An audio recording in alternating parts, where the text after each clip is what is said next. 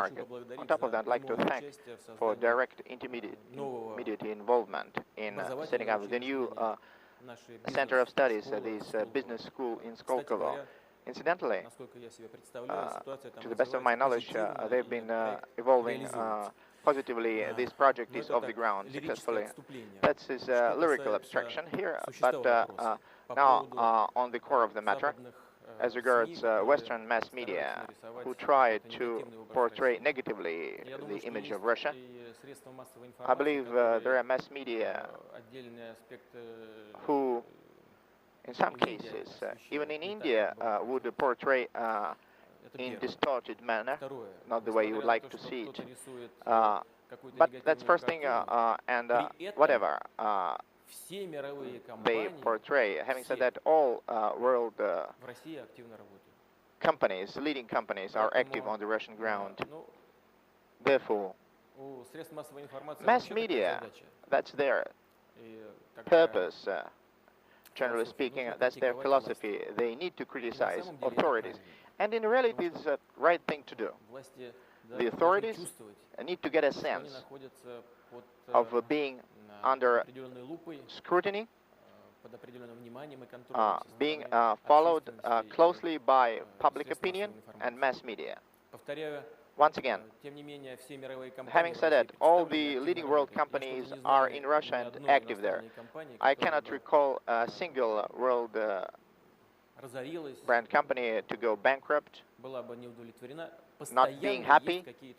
Yes, there are constantly some questions to address. If there is work, there are problems to tackle. If you do nothing, you have no problems, that's for sure. Now, your example indeed tells us once again that you've started working in Russia since 60s and you don't want to flee, even if somebody would write negative stories about Russia. Well, you have to be selective, as they say, to filter, we would like to say here. Perhaps they do it on purpose, to create conditions for non-civilized competition, to scare people off, perhaps, to create conditions for their own companies to get root more fundamentally. There might be various reasons for that, but business people, they are sure. They build their plans not being based solely on what they hear or see in mass media included, but on their practice, background and record and the realities of life. Realities are, once again, all world brands are represented and active in our country, even under the circumstances of the world financial crisis. We have not observed outlaw these major companies and partners fleeing the Russian economy. This didn't happen. Moreover, outflow of the capital did occur in the first half of the year 2009, yes. However, generally speaking, along these 12 months, the balance was positive, which is another testimony to the fact that our partners would like to work in Russia. They do work in Russia, and I'm confident they will do it in future. As regards our tools to support their activities, virtually all across the board in our cooperation, we've had in place this so-called national treatment regime, and our foreign partners are not ousted. They're not in worse conditions than our national companies are, but we understand that foreigners entering our economy need special attention. Since, let's be direct here, and bluntly speaking, without any niceties again, they don't have any connections in the administrative structures. They probably understand a little bit less the realities. They don't know Russian legislation that well.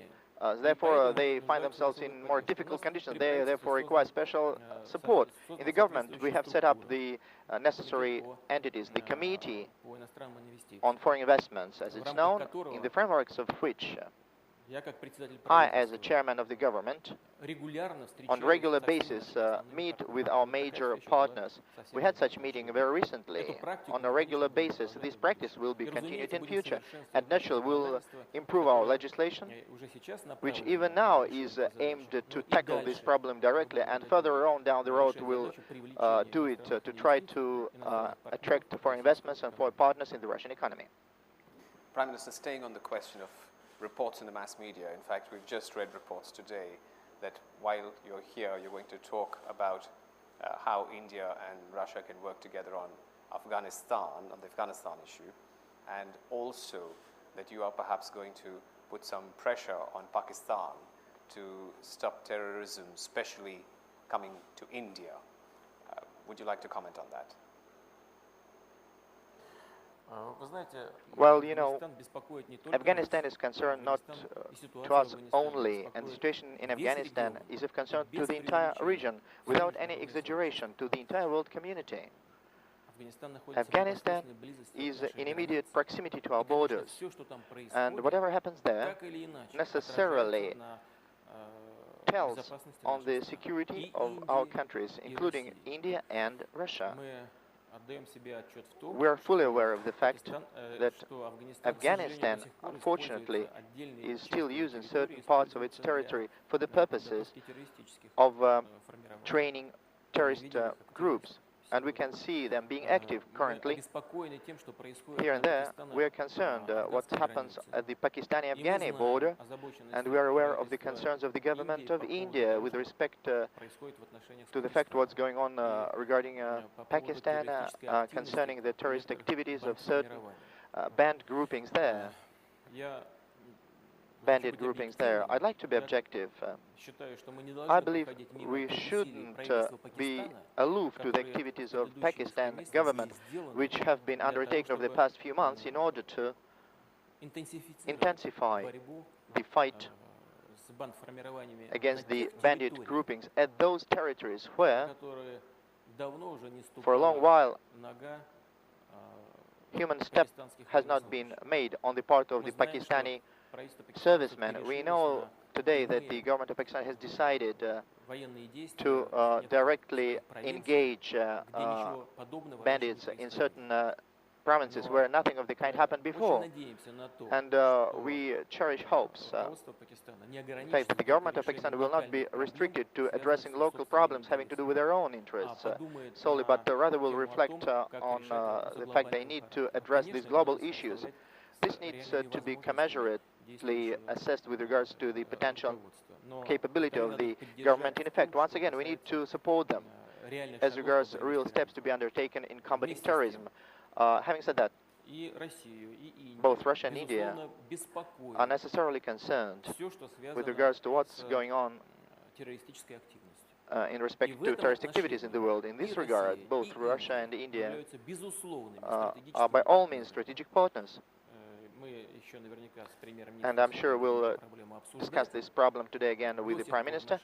Up till now, our interaction has been built on a very successful ground, and I have no doubts whatsoever with the proximity of our views, and we are one here. We will continue this effort. On the subject of media and taking it a little further, you'll be very happy to learn that there is a group here called the Listeners Club for the Voice of Russia, and they have well, many questions for you, but we'll see how many we could fit in.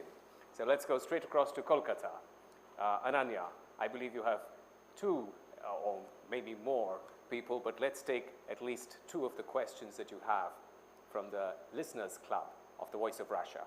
Vikram, we have here from the Voice of Russia this lady who would like to ask a question to the Prime Minister. Would you please introduce yourself first? I take this opportunity to speak to Your Excellence. My name is Papia Mukherjee, and I'm pursuing BCA, that is